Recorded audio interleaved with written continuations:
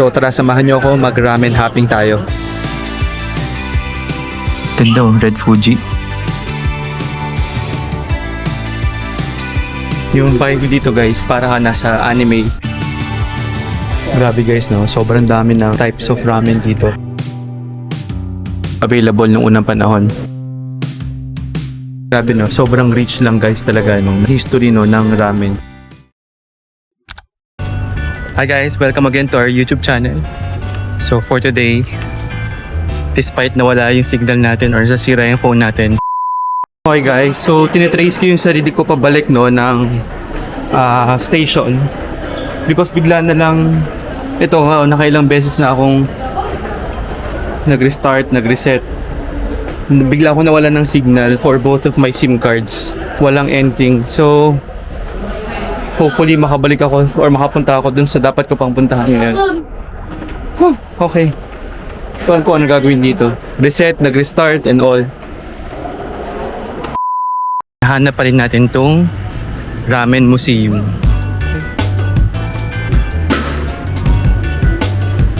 So yung pagpasok nyo dito guys, meron lang siyang ticket. Ticket niya is 450 yen. Okay. Yes, only one. Maybe 450 yen, please. Huh? Okay. Just moment, please. Stop, please. Thank you. 全然いいけどね。 So yung concept nito guys is pwede kang kumain no ng iba't ibang klaseng ramen. At least yung available ngayon no, kung di ako nagkakamali mga 7 or 9 na concept yon, all at the same time. So yung binayad mo dito is only payment for ito mismo no, yung mga ramen na nakikita mo dito, but this is not the payment para dun sa mismong pagkain. So magbabayad ka pa na addition mo na pagkain. Okay? So try nating balikan to and punta na muna tayo agad guys sa may kainan. So tara, samahan niyo ako. Okay?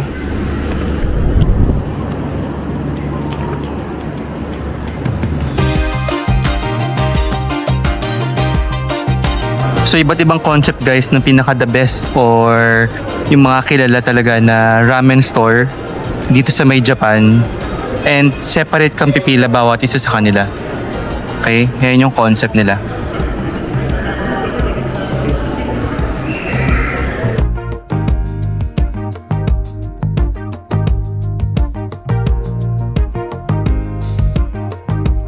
Yung vibe dito guys, para ka nasa anime actually. Look at this.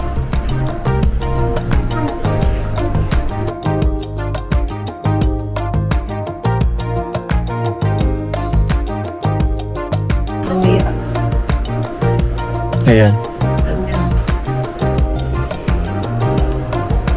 Hindi ko lang alam kung nakikita siya ng malinaw dito, pero ganito yung tsura niya guys. Ano, makikita mo din yung waiting time is 45 minutes. Ayan siya. Okay? So yun yung first concept. Yung dito yung iba sa baba. Pwede natin puntahan.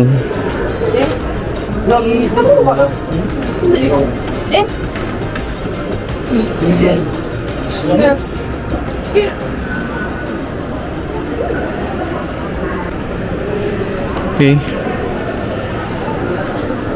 Komurasaki. So wala siyang pila. Alright.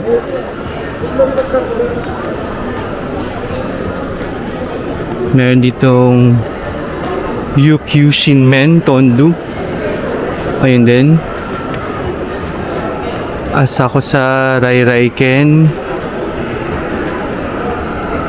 Okay. Ito yung pila naman guys for Rokuya 1994. Meron din pila here sa Rishiri Ranen Miraku. At yung pinakamahabang pila guys is itong Ryu Shanghai Honten, which is technically nasa 45 minutes daw ang waiting time nila. Ito yung mga menu nila here.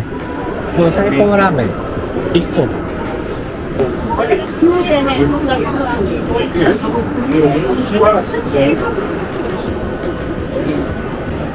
So yung first natin itatry guys is itong Rishiri Ramen Miraku. So mukhang interesting yung menu nila. So mag-try tayo here. Okay, English.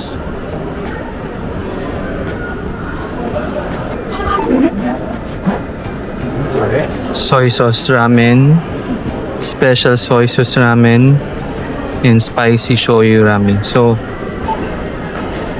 small size. Purchase. Credit card. Please set a credit card. Check details in green. Oh. Please wait. Please wait. The ticket is now printing.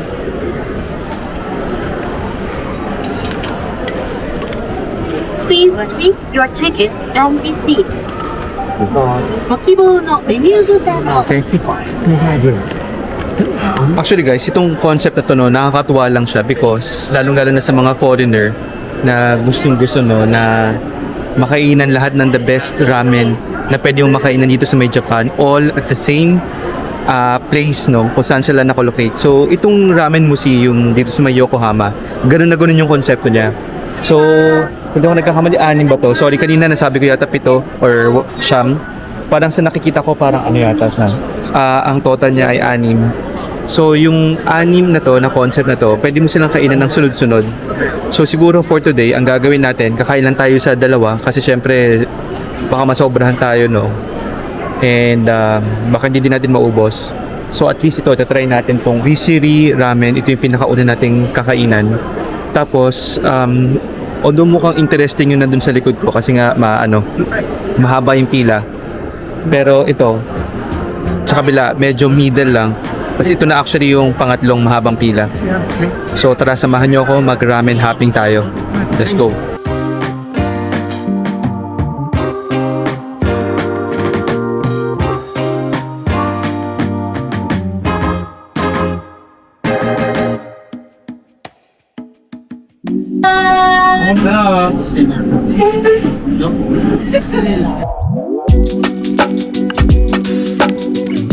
Ayan guys, dumating na yung ating ramen. Yeah, grabe yung bango.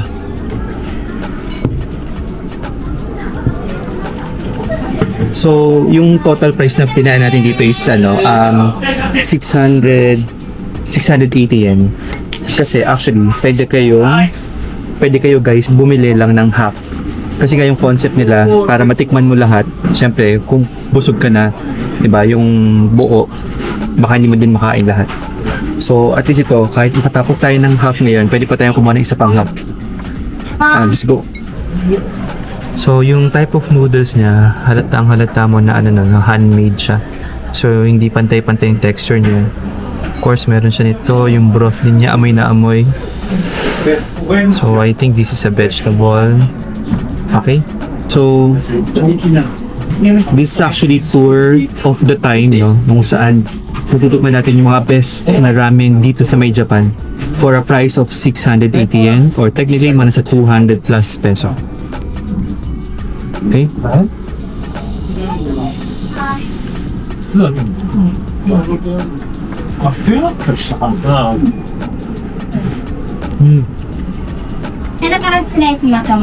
Sobrang chewy ng texture ng niya. Nitong noodles niya, sobrang lumalaban sa bibig mo, which makes it special. Hindi siya malabsa, just saktong-sakto sa panlasa mo.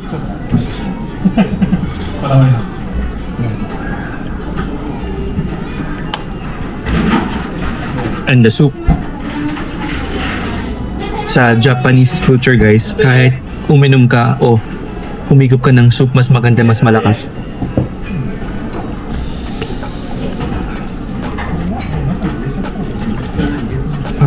Sarap. Tignan natin yung pork. Ito nga lang, medyo maliit lang yung pork kasi nga half lang yung in-order natin.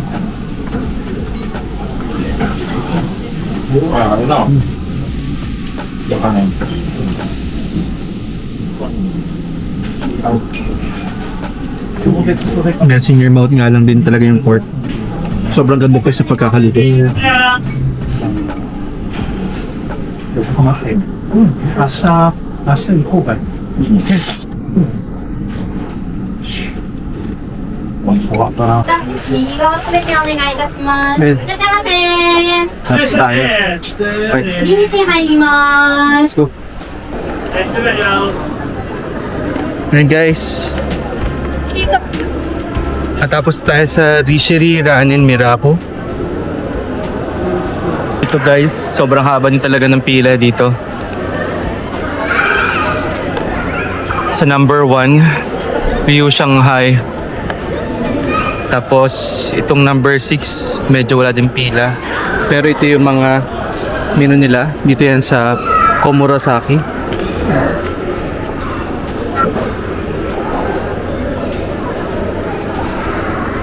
Meron sila nito.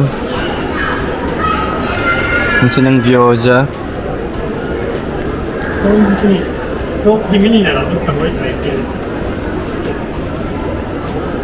Okay. Hindi silang vegetarian ramen. Okay, mukhang interesting din to. So, sige, check din natin sa iba. Itong ano, Riki Shinmen Tondu. Ito naman yung meron sila.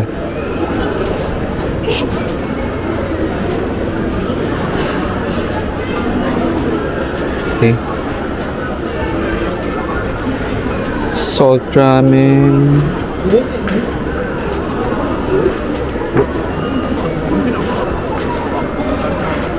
Ayan. Tapos dito sa may asa ko sa Rai Rai Ken. お店はその中から、同じ名前のお店。 Okay. Ganun din guys, yung half serving sila is 680 yen. Ito yung ramen. Char siu nila. Actually, walang halos pinagkaiba. 1,480 pa rin yung small. Kasi minention ko sa inyo no, na gusto nating mag-ramen hopping. Pero sa sobrang ano ngayon, haba ng mga pila, baka hindi na din tayo masyadong umabot. Kasi kung di ako nagkakamali, hanggang meron lang silang time dito no, na limit. So technically, baka magkaroon lang din tayo ng problem. Pumila din tayo, tapos baka makat din tayo. So, ang gagawin na lang natin, kasi nalampasan natin guys, no, yung mismong ramen museum. So, balikan na lang natin yung ramen museum. And then at least ito, yung mga menu nila on a per restaurant basis, at least naipakita ko na siya sa inyo. And again, this is something na kailangan yung matikman kapag kayo ay nandito sa may Yokohama.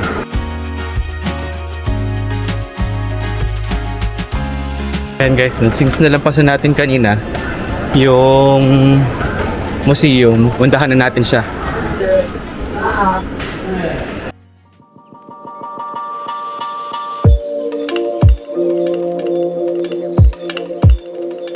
Sobrang dami lang talaga guys, no, ng mga ramen dito sa Japan. Hindi mo talaga sila makakabisado isa-isa.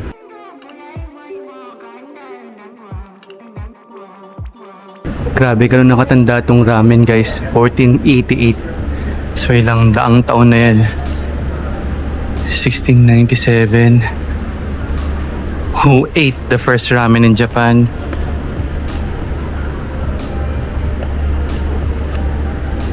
(1884) Nankin Soba in Hokadate. Birth of ramen, Rai Rai Ken. Ito ba yung nasa baba? Ah, okay, yun nga yun nasa baba, Rai Rai Ken Asakusa. To 1922. Sapporo first ramen shop. Regulations due to World War II. Kitakata, the ramen town. The big tonkotsu ramen boom. Establishment of the world's first amusement park featuring food. Ito na yun guys, nandito tayo kanina. Local ramen, 1998. これ読んで 読んでた。 Ramen chef. Grabe no, sobrang rich lang guys talaga no, ng heritage or itong history no ng ramen. Kaya pala Marami din siya pinagdaanan pero medyo may controversy no because of the Chinese influence ng mga unang panahon. Mga instant noodles. 前の新聞見たんですよ。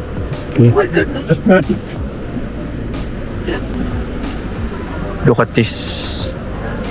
This is the ramen map. I think this is representing the Japan country. Siya guys. そんな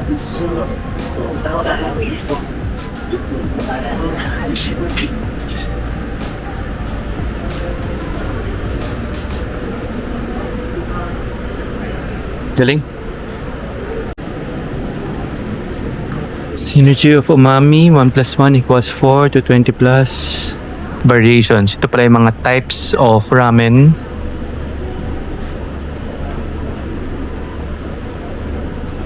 Color of the soup. Oh, okay. So, yung mga ramen guys, ma-identify mo siya sa by the color of the soup. I mean, in a general classification. So, shoyu ramen, they're soy-based. Miso-based, mga miso ramen, miso tonkotsu. Salt-based, shiyo, ang pangalan niya, shiyo ramen. Ito, tonkotsu ramen. Ito naman, general classification by the soup. Tonkotsu ramen, thick chicken ramen, rich fish ramen, vegetable ramen. Ito, general classification by style, dipping ramen. So ito nakahiwala yung soup niya versus dun sa mismong mga laman. Mazemen, summer ramen. So feeling ko medyo may refreshing touch because of may mga kamatis. Tanmen, stir fried meat, sanmamen, Kanagawa local, Nagasaki local ramen. Ito yung sinasabi ko sa inyo guys kanina kasi dun sa unang nila parang history, meron talaga siyang influence of Chinese. Hindi lang talaga siya purely Japanese. So nakalagay dito, ramen is the fusion of Chinese noodle and Japanese food culture. So these are also magazines. And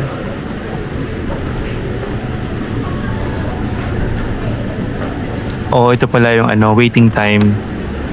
Okay. Ayan guys, so meron talaga mga mahabang pila. Yung number 9:45 at saka yung number 1:30.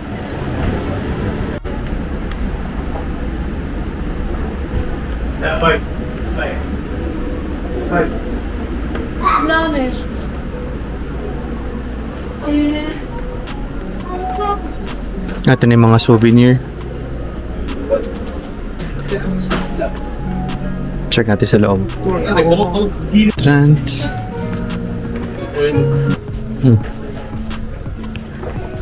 Meron silang mga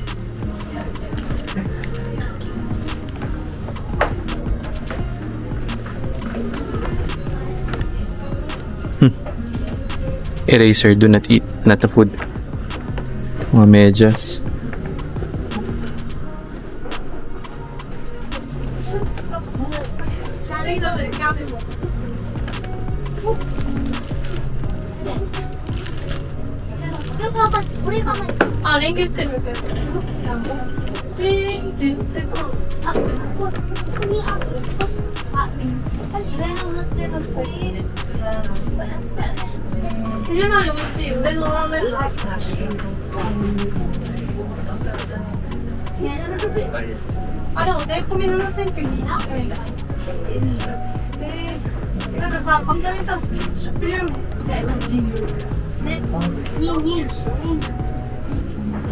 Magic Cube.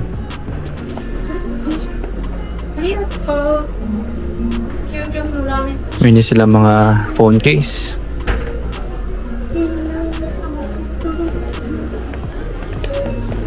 Ito guys, mga soup bowl for designs. Ganda, Red Fuji, 5,000. Mahal nga lang.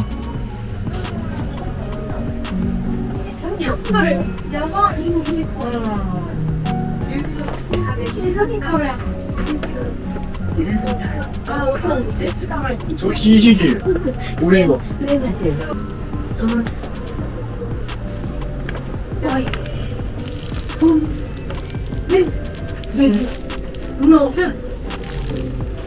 Mga soft noodles.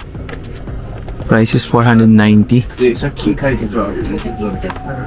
for 486.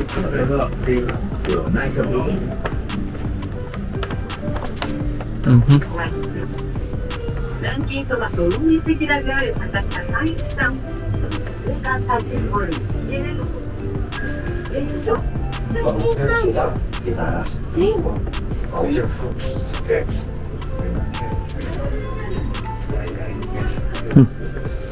Guys, ang nipis naman ito, ng noodles na ito. It's 518 yen.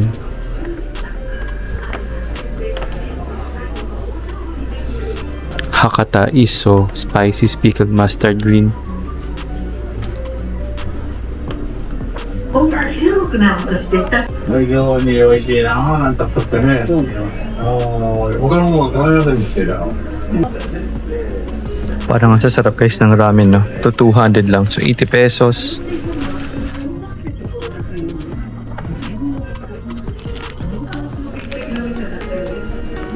So this is 330.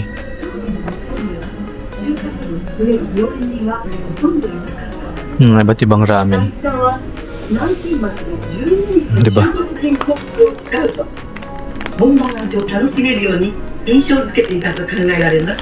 389. 海地さんのお孫さんたちに Okay. 秘伝のレシピ。 Grabe guys, no? Sobrang dami ng types of ramen dito. Sobrang dami. It's like, nakakalito. Diba?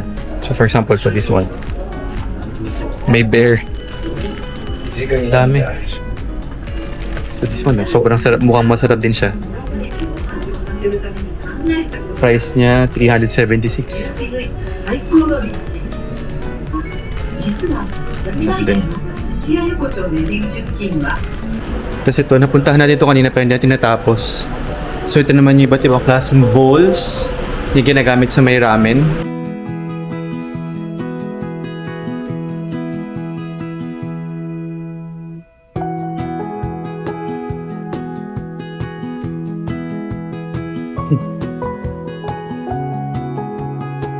Ang cute lang nito guys. Oh.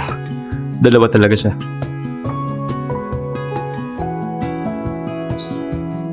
Ganda, ganda ng mga bowls. Concept wise guys, ganda na ito.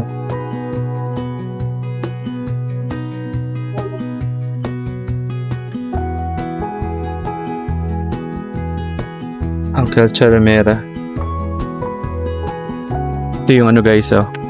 Mga ramen stand nila. Nung available nung unang panahon. And guys, natapos na natin to. Itong trip natin dito sa May Ramen Museum. I hope nakatulong sa inyo to and I hope meron kayong chance na makapunta dito sa May Yokohama. Maisama nyo to sa inyong itinerary because this is something na kailangan nyo matry. So hanggang sa ulitin, ingat po kayo. Bye-bye!